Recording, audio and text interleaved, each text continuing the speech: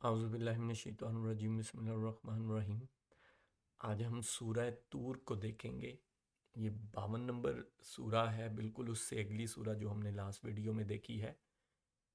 یہ بھی مکی ہی سورہ ہے۔ اس کی سورہ آیت نمبر 1، قسم ہے طور کی۔ آیت نمبر 2، اور لکھی ہوئی کتاب کی۔ شروع میں ہی قسمیں اٹھائی جا رہی ہیں۔ لکھی ہوئی کتاب کون سی؟ مینس قرآن پاک اور طور پہاڑ۔ آیت نمبر 3، جو جھلی کے کھلے ہوئے ورق میں ہے۔ قرآن پاک میں بھی اس کی بات کی جا رہی ہے۔ آیت نمبر 4، اور آباد گھر کی، جو اللہ کا گھر خانہ کعبہ، اور اونچی چھت کی، آسمان، اور بھڑکائے ہوئے سمندر کی۔ جو سمندر ہے یا آگ کا سمندر کہا جا سکتا ہے، یا نارمل سمندر، بھڑکائے ہوئے لہریں جس میں ہوں۔ اچھا، یہ اب 6 قسمیں اٹھا کے تو آگے کہا کیا جا رہا ہے؟ آیت نمبر 7 میں، بے شک آپ کے رب کا عذاب ہو کر رہنے والا ہے۔ آیت نمبر 8، اسے کوئی روکنے والا نہیں۔ 6 قسمیں اٹھا کے یہ کہا جا رہا ہے کہ اس دن، جو ایک دن جس دن تم سب نے پیش ہونا ہے، اس دن جو گناہ گار ہوں گے، جنہوں جو یہاں پہ برے اعمال کرتے رہے ہیں، ان کو عذاب ہو کر رہنے والا ہے۔ تو یہ آپ دیکھیں، ٹاپک یہاں سے شروع سے ہی سٹارٹ ہو گیا، قسمیں اٹھا کے بات ہی وہی ہے۔ اس کو آگے تھوڑا سا دیکھتے ہیں، پھر ڈیٹیل سے بات کرتے ہیں۔ آیت نمبر 9، جس دن آسمان تھر تھرانے لگے گا۔ آیت نمبر 10، اور پہاڑ چلنے لگیں گے، پھر چلنے پھرنے لگیں گے۔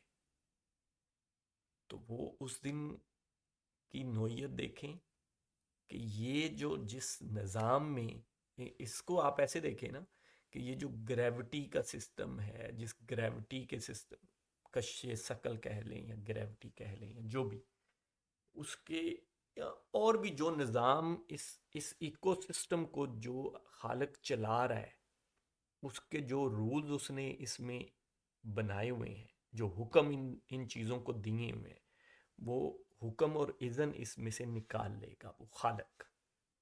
تو یہ ایسے ہی ہوں گے جیسے کہ آسمان بھی تھر تھرائے گا، اور پہاڑ یا زمین ایسے ہوگی کہ یہ ایسے لگ رہا ہوگا جیسے سارے اڑتے پھر رہے ہیں، چلتے پھر رہے ہیں۔ تو یہ قیامت کے دن کی ہی ظاہری بات ہے، بات ہو رہی ہے۔ آیت نمبر 11، اور اس دن جھٹلانے والوں کو خرابی ہے۔ آیت نمبر 12، جو اپنی بہودہ گوئی میں اچھل کود کر رہے ہیں، فضول باتوں میں، ادھر ادھر کی باتوں میں، بجائے اس کے کہ اس آخرت کے لیے، اس دن کے لیے تیار ہوں، اللہ کی کتاب کو، اللہ کی باتوں کو دیکھیں، پڑھیں، غور و فکر کریں، وہ اپنی ہی بہودہ باتوں میں، بہودہ گوئی میں لگے ہوئے ہیں۔ یہ دیکھیں، ہم اب تو ترتیب سے ہی آلموسٹ آگے بیچ اب آگے اس سے آگے کچھ چند آیا سورہ جو ہیں بیچ میں سے اسکپ ہوں گی، باقی موسٹلی سب سورہ میں ہی۔ اور اس سورہ کو آپ اینڈ تک پڑھ لیجئے۔ اس سورہ کے 49 آیات ہیں، اور میری پوری کوشش ہے کہ میں ساری پڑھ لوں، پر ساری نہیں ہو پائیں گی، ویڈیو بہت لمبی ہو جاتی ہے، مطلب 25-23 منٹ کی ویڈیو بہت لمبی ہے۔ تو جتنی کوشش ہو سکی میں پڑھ دوں گا، اور آج میں صرف پڑھوں گا ہی، نارملی ڈیٹیل میں زیادہ، مطلب کیونکہ وہی باتیں میں پچھلی ویڈیو میں، اس سے پچھلی ویڈیو میں کر چکا ہوں بڑی ڈیٹیل سے، تو وہ آپ کر لیں۔ لیکن آپ یہ دیکھیں کہ ایک ترتیب سے یہ آئے پوری کی پوری سورہ، اس سورہ میں تو کوئی پچھلی قوم کا بھی ذکر نہیں ہے، کوئی واقعہ نہیں ہے، کوئی کچھ نہیں ہے۔ 49 آیات ہیں، پوری کی پوری اسی ٹاپک پہ، پچھلی بھی اسی ٹاپک پہ تھی، اس سے پچھلی بھی۔ تو یہ جو ساری سورہ ہیں، یہ کیا آپ نے پہلے ایسے ان پہ غور و فکر کیا؟ یا فار انسٹنس میں نے تو کبھی کسی عالم کو بھی نہیں ایسے سنا، یا جو لوگ ہمارے عالم ہیں، یا جو ممبروں پہ بیٹھتے ہیں، بڑی بڑی فیسیں، بڑے بڑے پیسے لیتے ہیں، یا ٹی وی میں آتے ہیں، پروگرامز میں آتے ہیں، تو جو اصل قرآن کا موضوع ہے اس پہ کتنے لوگ بات کرتے ہیں؟ جو اصل قرآن کا مطلب دیکھیں، آپ خود دیکھ لیں کہ اس ہر سورہ، ابھی ہم آگے بھی دیکھتے جائیں گے کہ بات یہ ایک ہو رہی ہے کہ ایک دن ہے، اس کے لیے تیار ہو جاؤ، اور یہ پوری کی پوری سورہ پڑھ جائیں آپ، تو اس پہ زیادہ سے زیادہ بات کرنی چاہیے، ہونی چاہیے، اور ہمیں غور و فکر کرنا چاہیے، تاکہ ہم تیار ہوں، تاکہ ہم ڈریں اس دنیا میں کچھ ایسے کوئی بھی کام کرنے کے لیے کہ جس کا ہم جواب نہ کل کو دے سکیں۔ تو ویسے یہ اوورآل اللہ پاک کی سکیم ہی آپ اگر سمجھیں تو وہ یہی ہے کہ ہم لوگ یہاں پہ اس دنیا میں ایک سکیم کے تحت آئے ہیں، اور وہ سکیم کیا ہے کہ فار ایگزامپل اس کائنات کا جو خالق ہے اس نے سوچا اور یہ کائنات بنا دی، اور اس میں انسانوں کو اس کا پورا واقعہ پیش ہوا ہے، یہ میں خود سے نہیں کہہ رہا، اللہ پاک کا یہ مکالمہ ہے فرشتوں کے ساتھ، اور ان فرشتوں کو کہا جاتا ہے کہ میں زمین پہ کچھ انسانوں کو پیدا کر کے بسانا چاہتا ہوں۔ تو انہوں نے آگے سے جواب، وہ سارا ہم نے پڑھا ہوا ہے، سب کو پتہ ہے اس کا، کہ وہ انسان تو وہاں فساد کریں گے، یہ وہ۔ تو ایک جیسے کہ ہم آپ اپنے آپ کو دیکھیں، یہ اس کی سکیم کیا ہے کہ ایک خالق ہے، اس کی بس ایک اس نے ایک چیز کا ارادہ کیا، یا اللہ کے لیے خواہش تو نہیں کہہ سکتے ہم، اللہ کا تو ارادہ ہی کہہ سکتے ہیں، خواہش تو ہم انسانوں کے لیے ہو سکتی ہے، کیونکہ خواہش کا ورڈ ایسا بنتا ہے نا کہ وہ خواہش پوری ہوتی ہے یا نہیں۔ اللہ کے لیے تو ہر چیز پوری، ہر چیز ہونی ہے، وہ تو کن فیکون کے مقام پہ ہے، اس کے لیے کوئی خواہش نہیں ہے، اس کا تو بس ارادہ ہے، جس چیز کی طرف ارادہ کیا وہ ہو گیا بس، وہ تو خالق ہے کائنات۔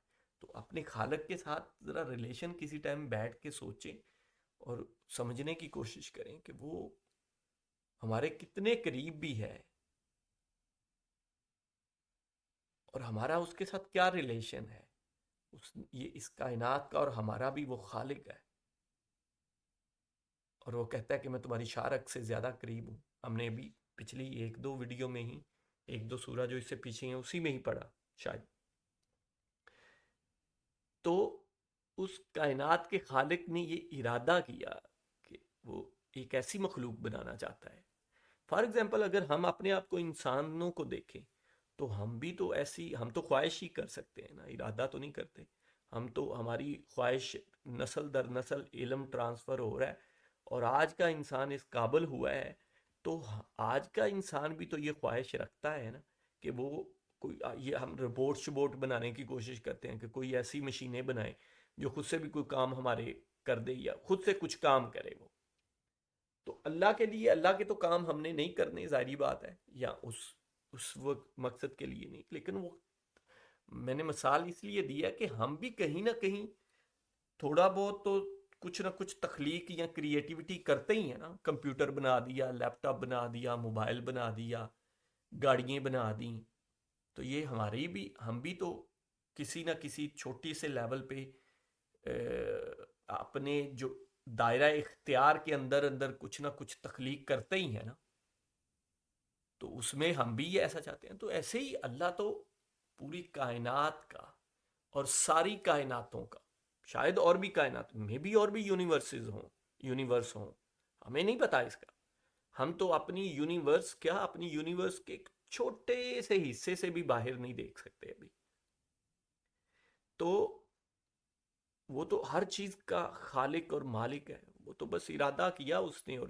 ایک مخلوق بنا دی، اور ایسی اس نے مخلوق بنانے کا ارادہ کیا جو کہ خود اپنے سوچے سمجھے فیصلہ کرے، اور پھر اگر اللہ کو چوزے تو اللہ اس کو نوازے گا، اور اگر اللہ کے خلاف جائے گا تو پھر اللہ اس کو عذاب دے گا۔ یہ سکیم پوری فرشتوں کو بتائی اللہ پاک نے اس مکالمے میں، اور اسی کی ڈیٹیل میں یہ جو قرآن کا بین موضوع کے ساتھ مختلف قرآن پاک کی سورہ آپ کے سامنے پیش کر رہا ہوں، اصل میں یہی اسی بات پہ ہے کہ ایک دن پیش ہونا ہے تم نے. یہ ایسے ہی نہیں تمہیں بس چھوڑ دیا, بنا دیا, تم مر گئے اور مٹی میں ہو گئے.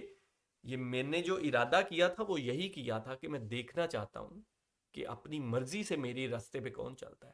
تو اسی جو چلے گا اس کو انعامات دیے جائیں گے. ہم نے لاسٹ سورہ میں بھی پڑھی, اس میں بھی پڑھی, اس میں بھی پڑھیں گے. جو نہیں چڑھے گا ان کو یہ عذاب ہے کہ اس دن جھٹلانے والوں کو. جھٹلانا کس سے؟ کہ کسی نے ہمیں تخلیق نہیں کیا, ہم خود بنے ہیں, یا ہمیں کسی کو جا کے جواب نہیں دینا. اس بات کو جھٹلانے والے. یہ کل بھی میں نے بڑی ڈیٹیل سے پڑھا. اب صرف پڑھوں گا ہی, میں کوشش کروں گا. آیت نمبر 12. اور یہ سوری میں وہی بات ریپیٹ کرنا چاہتا ہوں کہ یہ میں صرف آپ کے سامنے رکھ رہا ہوں, پیش کر رہا ہوں, اور آپ کو تھوڑا بہت اس پہ ڈیٹیل بتا دیتا ہوں. اپنی سمجھ بوجھ جو ہے, مین مقصد یہ ہے کہ آپ خود اس کی طرف توجہ کریں, غور و فکر کریں, اور پڑھنے اور سمجھنے کی کوشش کریں. آیت نمبر 12. جو اپنی بہودہ گوئی میں اچھل کود کر رہے ہیں, یہ پڑھ چکے ہیں ہم. آیت نمبر 13. جس دن وہ دھکے دے کر آتش جہنم کی طرف لائے جائیں گے. آیت نمبر 14. یہی وہ آتش دوزخ ہے جسے تم جھوٹ بتلاتے تھے. تو یہ میں آلریڈی ڈیٹیل ساری بتا چکا ہوں. آیت نمبر 15. کیا یہ جادو ہے یا تم دیکھتے ہی نہیں ہو؟ آیت نمبر 16. جاؤ دوزخ میں, اب تمہارا صبر کرنا اور نہ کرنا تمہارے لیے یکساں ہے, تمہیں فقط تمہارے کیے کا بدلہ دیا جائے گا. کتنی گہری بات ہے کہ دوزخ میں بیٹھے ہو اور یہ سوچ رہے ہو کہ میں یہ سارے عذاب جو ہیں صبر کے ساتھ اگر برداشت کر کے کروں گا تو میں بھی میری کوئی سنائی ہو جائے, مجھے معاف کر دیا جائے. نہیں, جن کا ہمیشہ کے لیے لکھا گیا ان کا صبر کریں, جو مرضی کریں, کوئی فائدہ نہیں رہے گا. آیت نمبر 17. یقیناً پرہیزگار لوگ جنتوں میں اور نعمتوں میں ہوں گے. پرہیزگار, متقی کا مطلب کیا ہے؟ ڈرنے والے, ڈر کے رہنے والے, پرہیز کرنے والے, پرہیزگار, متقی. پرہیز کس سے؟ جو اللہ نے منع کیا اس سے پرہیز, جس کی اللہ نے اجازت دی ہے صرف وہ کرنا. اور ہر بات میں سوچ کے, کوئی بھی کام, کوئی بھی چیز کھانے کے لیے ہے, کوئی کام کرنے کی ہے, اس میں یہ سوچنا کہ یہ کیا اللہ کا اس چیز کا اللہ نے مجھے حکم دیا یا نہیں. یہ ہے پرہیزگاری. تو یہی ہے جو میں پہلے بڑی ڈیٹیل سے بتا چکا کہ جن لوگوں نے یہ فیصلہ خود اپنا فیصلہ کر کے اللہ کا حکم ماننے کو چوز کیا, ان کے لیے پھر جنتوں میں اور نعمتوں میں ہے وہ. آیت نمبر 18. جو انہیں ان کے رب نے دے رکھی ہے اس پر خوش ہیں, اور ان کے پروردگار نے انہیں جہنم کے عذاب سے بھی بچا لیا. آیت نمبر 19. تم مزے سے کھاتے پیتے رہو ان اعمال کے بدلے جو تم کرتے تھے. آیت نمبر 20. برابر بچھے ہوئے شاندار تختے پر تکیے لگائے ہوئے, اور ہم نے ان کے نکاح بڑی بڑی آنکھوں والی سے کر دیے. اب یہ حور کا ورڈ, کیونکہ جو اوپر آپ اگر عربی پڑھیں, بہورن این, بہور کا مطلب بڑی بڑی, اور این آنکھیں. تو یہ حور ویسے نام مشہور ہو گیا ہے, ورنہ کوئی وہ میرا خیال ہے کہ کوئی علیحدہ سے کوئی مخلوق تو نہیں ہوگی, باقی اللہ جانتا ہے, اللہ بہتر جانتا ہے, لیکن وہی بڑی بڑی آنکھوں والی ان کی بیویاں یا عورتیں, کوئی بھی. آیت نمبر 21. اور جو لوگ ایمان لائے اور ان کی اولاد نے بھی ایمان میں ان کی پیروی کی, ہم ان کی اولاد کو ان تک پہنچا دیں گے, اور ان کے عمل سے ہم کچھ کم نہ کریں گے. ہر شخص اپنے اپنے اعمال کا گروی ہے. تو یہ یاد رکھو کہ اپنے اعمال ہیں, یہ نہیں ہے کہ کوئی کسی کو ٹرانسفر کر لے گا. جو لوگ ایمان لائے, اور یہ بڑی امپورٹنٹ آیت ہے کہ جو لوگ ایمان لائے اور ان کی اولاد بھی لائی تو ان کو ملا بھی دیں گے. یہ دیکھیں نا، اسی آیت کی وجہ سے جو میں نے پچھلی آیت میں کہا نا کہ وہ بیویاں ہی ہوں گی، تو وہ اسی سے ہی ہے نا کہ وہ فیملی کو ملا دیا جائے گا، بیویاں اور اولاد کی آگے ساتھ ہی اولاد کی بات ہو گئی، تو وہ بڑی بڑی آنکھوں والی میں بھی انہیں کی کچھ ایسی اللہ پاک شکل بنا دے یا بڑی بڑی آنکھیں بنا دے، یا میں بھی اور بھی ہوں، ہمیں کوئی قطعاً طور پہ کسی کو نہیں پتا. کچھ علماء کہتے ہیں کہ وہ اپنی بیوی ہی ہوں گی، اور کچھ کہتے ہیں کہ وہ حوریں ہوں گی، کوئی علیحدہ سے مخلوق ہوں گی. لیکن یہاں کیونکہ اولاد کا بھی آگے ذکر ہو گیا تو یہی کہا جا سکتا ہے کہ فیملی کو ہی اکٹھا کر دیا جائے گا شاید. لیکن اب اس میں یہ بھی شرط ہے کہ اس کی بیوی بھی جو ہے وہ جنت میں ہے یا نہیں ہے، تو وہ بھی دیکھا جا سکتا ہے. جس کی نہیں ہے تو اس کو کیا ہوگا. تو یہ کمپلیکیٹڈ ہے. ہمیں اگین جو میں نے کہا تھا یہ آیتیں متشابہات ہیں، ان میں زیادہ ڈیٹیلز میں نہیں جانا چاہیے. بس یہی سوچنا چاہیے کہ ان کو لذت اور سکون اور آرام کے لیے ہر چیز میسر ہوگی. وہ جو چاہیں گے، عورتیں چاہیں گے، وہ کھانا چاہیں گے، پینا چاہیں، جو کرنا چاہیں گے، کوئی ریسٹرکشن نہیں ہے. بس اس سے مطلب اس میں سب کچھ آ جاتا ہے کہ ان کو کسی قسم کا کوئی پرہیز، کوئی منع کسی چیز کی ہے ہی نہیں. تو اولاد بھی جو ہے جو نیک اعمال کرے گی وہ ان کے ساتھ آ جائے گی. یہ اس لیے امپورٹنٹ آیت ہے کہ یہ نہیں ہے کہ باپ نیک ہے تو اس کی اولاد بھی، فار ایگزامپل باپ کوئی نبی یا رسول ہے تو اس کی اولاد کو بھی ویسے ہی بخش دیا جائے گا، وہ جو مرضی کرتے رہے. نہیں نہیں، انہوں نے اپنے اعمال پہ ہی آنا ہے، اور اس کا اینڈ اس آیت کا یہ اس بات پہ کر دیا. ہر شخص اپنے اپنے اعمال کا گروی ہے کہ اس نے جو کیا ہے اسی کے حساب سے اس کو ملنا ہے. گروی ہے مینز برابر برابر کا ہے، جو کیا ہے وہی ملے گا. آیت نمبر 22، ہم ان کے لیے میوے اور مرغوب گوشت کی ریل پیل کر دیں گے. آیت نمبر 23، ایک دوسرے سے جام کی چھینا جھپٹی کریں گے، جس شراب کے سرور میں تو بےہودہ گوئی ہوگی نہ گناہ. وہی نعمتیں آپ ہر قسم کی، کوئی ریسٹرکشن نہیں ہے. آیت نمبر 24، اور ان کے ارد گرد ان کے 9 عمر غلام چل پھر رہے ہوں گے، گویا کہ وہ موتی تھے جو ڈھکے رکھے تھے. تو یہ غلمان کی بات بھی کی جاتی ہے، تو مطلب ملازم ایسے کہ بالکل ینگ، نہ تھکنے والے اور نہ ہی مطلب بالکل ینگ تندرست.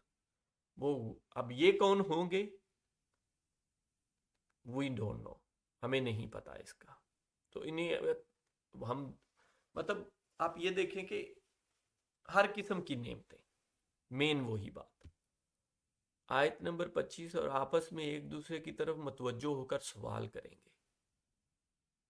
آیت نمبر 26، کہیں گے کہ اس سے پہلے ہم اپنے گھر والوں کے درمیان بہت ڈرا کرتے تھے. یہ دیکھیں، یہ ضروری بات، امپورٹنٹ بات، اصل میں یہ سمجھنے کی بات ہے. باقی تو ڈیٹیلز ہے، یہ سمجھنے کی بات ہے کہ اب آج اس دن کوئی ڈر نہیں ہے، نہ مرنے کا، نہ کمانے کا، نہ کہ پکانا کیا ہے، چولہا کہاں ہے، پلانی چیز آج گھی ختم ہوا ہے. ڈر ہی ڈر ہے. اپنے گھر والوں کے درمیان تو بہت ڈر تھے، لیکن یہاں تو نہ کوئی سوچ ہے، نہ کوئی پریشانی ہے کہ یہ ہوگا تو وہ ہوگا. ہمیشہ اس سے اچھا کیا ہو سکتا ہے. تو اس اتنے اچھے کے لیے اعمال اچھے آج کے دن کرنے پڑیں گے. آیت نمبر 27، بس اللہ تعالیٰ نے ہم پر بڑا احسان کیا اور ہمیں تیز و تند گرم ہواؤں کے عذاب سے بچا لیا. وہی جو دوزخ کی ہوائیں، اور یہ اللہ کا احسان ہے، اللہ نے احسان کیا ہے. مطلب اللہ کا احسان کے بغیر تو شاید ہی کوئی وہاں جا سکے رسولوں وغیرہ کے علاوہ.